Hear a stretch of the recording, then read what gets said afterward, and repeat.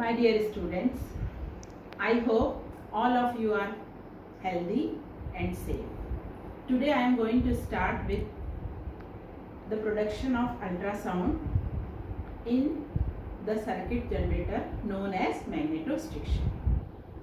मेरे प्यारे विद्यार्थियों, आज का मैं जो वीडियो है वो हिंदी में दूंगी क्योंकि बहुत सारे स्टूडेंट्स मुझे लिख रहे हैं कि हमको इंग्लिश में बहुत सारी चीज़ें समझ में नहीं आ रही है, हम लोग नोट्स नहीं बना पा रहे हैं। इसलिए ये चूँकि सर्किट डायग्राम जो है वो इंग्लिश और हिंदी में बहुत ज़्यादा फ़र्क नहीं है, इसलिए इंग्लिश वाले स्टूडेंट शायद समझ पाएँ और हिंदी वाले स्टूडेंट को अगर फ़ायदा होता है ऐसा मेरे वीडियो देने से तो आप लोग पिछले सर्किट डायग्राम से इसका मिलान कर लीजिए और वो उसमें जो भी कॉमन पॉइंट्स हैं उसको आप लोग समझ लीजिए। तो सबसे पहले मैग्नेटोस्ट्रिक्शन जिसका की मतलब है चुंबकीय विरूपण। तो चुंबकीय विरूपण किसे कहते हैं वो सबसे पहले हम समझेंगे। चुंबकीय विरूपण जो है कुछ ऐसे मटेरियल फेरोमैग्नेटिक मटेरियल कुछ इस तरह के पदार्थ होते हैं जो कि चुंबकीय पदार्थ होते हैं जिनमें कि अगर उन्हें उनकी लंबाई के अनुदिश चुंबकित किया जाए तो उनकी लंबाई में परिवर्तन हो जाता है। इस घटना को चुंबकीय विरूपण कहते हैं।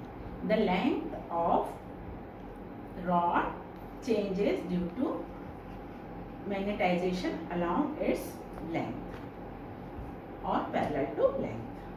तो मैग्नेटोस्ट्रिक्शन जनरेटर जो है यहाँ पर मैं आपको दिखा रही हूँ, इसमें आपको कुछ कॉमन पॉइंट दिखेंगे। पिछले जो हमने पीजो इलेक्ट्रिक जनरेटर देखा था उसी की तरह से ये भी जनरेटर है। इसमें क्या क्या 3 इलेक्ट्रोड्स होते हैं, जैसा कि ट्रायोड वॉल जिसको बोलते हैं। ट्रायोड वॉल में 3 इलेक्ट्रोड क्या क्या कहलाते हैं? पहला कैथोड, दूसरा ग्रिड, तीसरा प्लेट, और ये तीनों इलेक्ट्रोड मिलकर ट्रायोड वॉल बनता है। ट्रायोड वॉल को जब इस तरह की संरचना में एलसी सर्किट के द्वारा जोड़कर जब हम ये जो सर्किट डायग्राम है ये बनाते हैं तो इसे जो है हम कहते हैं ऑसिलेटर सर्किट।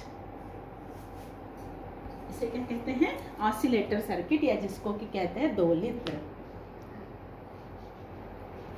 पिछली बार भी हमारा जो था ऑसिलेटर सर्किट था जिसे कि हिंदी में बोलते हैं दोलित्र। दोलित्र का मतलब क्या होता है? जो कि चुंबकीय तरंगे उत्पन्न करता है, या जिसको हम एक प्रकार से कह सकते हैं कि वाइब्रेशन उत्पन्न करता है।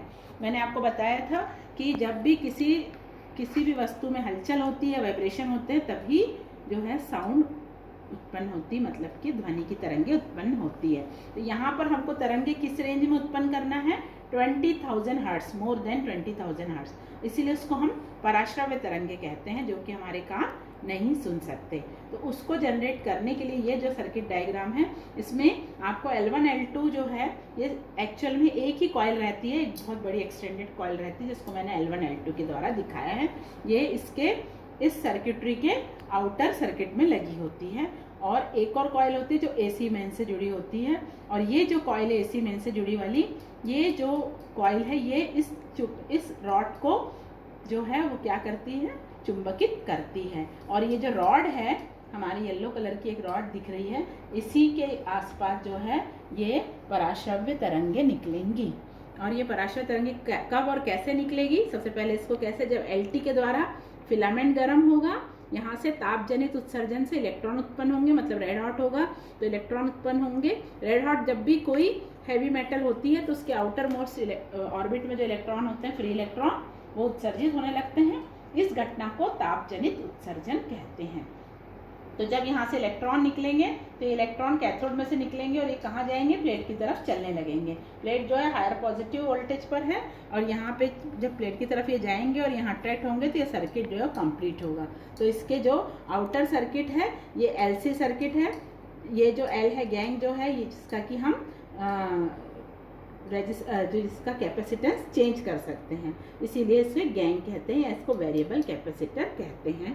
तो ये जो है ये बायसिंग पर्पज से लगाया जाता है। हमको अगर इसके अंदर से निकलने फ्रीक्वेंसी को कंट्रोल करना है तो इसको हमको बदलना होता है। तो ये जो है इसमें 2 तरह के ये हो रही है। एक तो जो ये LC सर्किट है ये खुद भी अपने आप में फ्रीक्वेंसी जनरेशन का काम करता है, मतलब ऑसिलेटर सर्किट, दोलित सर्किट जो है वो फ्रीक्वेंसी जनरेट करता है। और दूसरा ये जो रॉड है इसमें भी कंपन होते हैं और उसमें भी फ्रीक्वेंसी निकलती है, इसीलिए इसमें 2 तरह की फ्रीक्वेंसी है।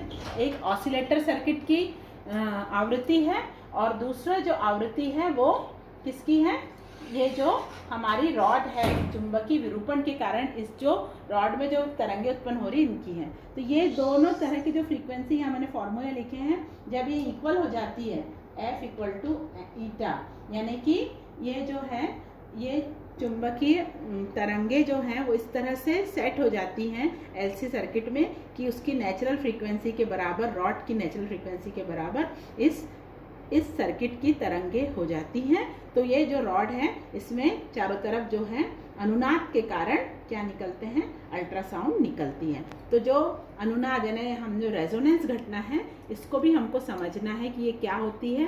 तो इसको मैं आपको छोटे से उदाहरण के साथ समझाती हूँ। आप कभी भी जब कोई धमाका होता है या कोई बहुत ज़्यादा ज़ोर से शोर होता है तो क्या होता है, हमारे दरवाजे, हमारे खिड़कियों की जो कांच है वो खड़कने लगते हैं, कांच जो है वाइब्रेट होते हैं। तो इसका मतलब है कि जब भी किसी वस्तु की नेचुरल फ्रीक्वेंसी यानी जो उसकी जो मूल आवृत्ति है वो किसी धमाके की आवृत्ति के बराबर हो जाती है तो उसकी आवृत्ति बहुत अधिक बढ़ जाती है, एम्पलीट्यूड बढ़ जाता है। इस घटना को क्या कहते हैं, रेजोनेंस या अनुनाद कहते हैं। तो यहाँ अनुनाद की भी घटना होती है जिससे कि तरंगे उत्पन्न होती है। तो इस तरह से ये जो चुंबकीय विरूपण या मैग्नेटोस्ट्रिक्शन जनरेटर है इससे पराश्रव्य तरंगे निकलती हैं। और पराश्रय तरंगों के जो उपयोग है उसको भी मैं थोड़ा शॉर्ट में आप लोगों को बता देती हूँ हिंदी मीडियम के स्टूडेंट के लिए, क्योंकि मैंने इंग्लिश में आप लोगों को भेजा है तो आप लोगों को नहीं समझ में आ रहा था, तो उसको मैं बताती हूँ। सबसे पहला जो है सोनार, मतलब साउंड नेविगेशन एंड रेंजिंग जो होता है डिफेंस में यूज़ होता है, या किसी दूर से आने वाली वस्तु को पता लगाने के लिए इसका उपयोग करते हैं। तो इसको कहते हैं सोनार, जिसमें कि अल्ट्रा साउंड यानी पराश्रय तरंगों का उपयोग होता है। और दूसरा जो है बहुत उच्च तीव्रता की वोल्टेज उत्पन्न करने के लिए पराश्रय तरंगों का उपयोग होता है। कुछ इलेक्ट्रॉनिक अलग अलग टाइप की फ्रीक्वेंसी जनरेट करने के लिए पराश्रय तरंगों का उपयोग होता है। कुछ माइक्रो बैलेंसिंग के लिए और कुछ अलग अलग टाइप की फोकसिंग, जो अल्ट्रासाउंड फोकसिंग होती है वो एक विधि है जिसमें कि अल्ट्रासाउंड का उपयोग होता है। तो ये सारे जो उपयोग हैं इंडस्ट्रियल, मेडिकल, अलग अलग तरीके से आप जो है इसके उपयोग लिख लेंगे। हाँ, ठीक है। तो आज का यहीं पे वीडियो ख़त्म होता है। कुछ रिसर्च में भी इसका उपयोग होता है। तो आज का जो मेरा लेक्चर है यहीं पे समाप्त करती हूँ। Thank you.